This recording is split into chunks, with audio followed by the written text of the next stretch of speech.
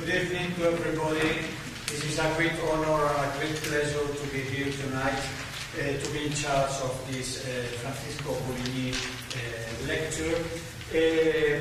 As Alfred Lemon has said, well, this program has to do with the early musical activities related to the territory of the actual USA, the north of America. Actually, well, the main point of departure of this program was the 500 years of the discovering of Florida by Ponce de Leon in 1513. So this has given us the idea to work on this subject, which we found very interesting.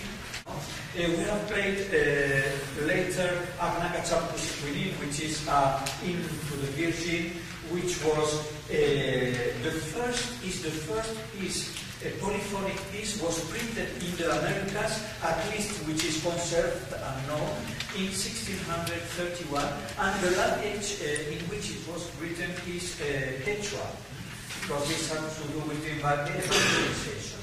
Then Antonio de Salazar, this man was master of chapel in Cathedral of Mexico, was a very important musician, and the Negro also has the interest that is representative of the presence of Afro-Americans in New Spain, so what we call today Mexico, and New Spain.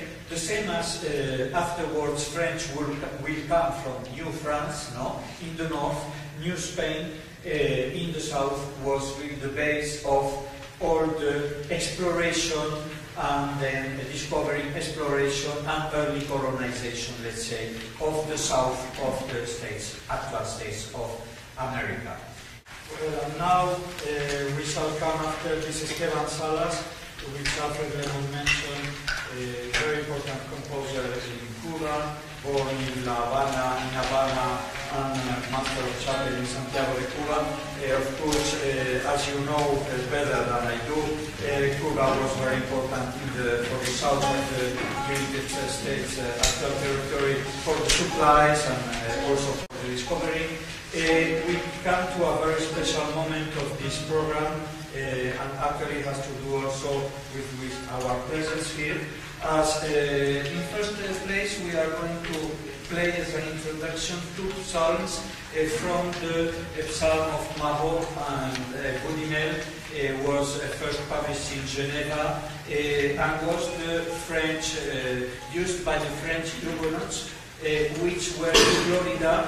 Laudonnière and Jean Thibault were in Florida in 1562 and then 1562 and then 64, and it's documented that they taught these two psalms to sing to the Indians of Florida. So this is the reason, and a very special, as I was saying, part of the program, because we are going to play two pieces in a block, two pieces of the manuscript of Ursuline convent from New Orleans, that is conserved in this museum,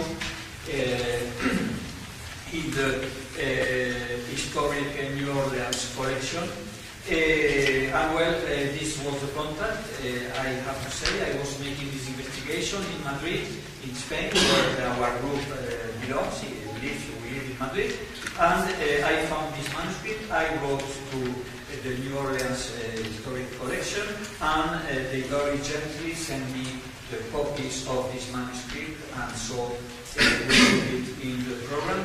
It might be, I hope I'm not wrong, the oldest musical actual piece, so in a material piece written in paper concept, the oldest one in New Orleans.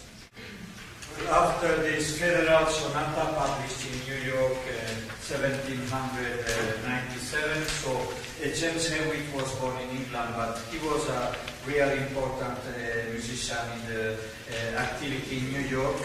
New York and Boston, he was between the two cities, very active also in theater actions. And two pieces to finish the program. I'm sorry that it's a little bit long. I'm glad that the chairs of this beautiful room are quite comfortable because with all this talk is a little bit long, but we'll come to an end.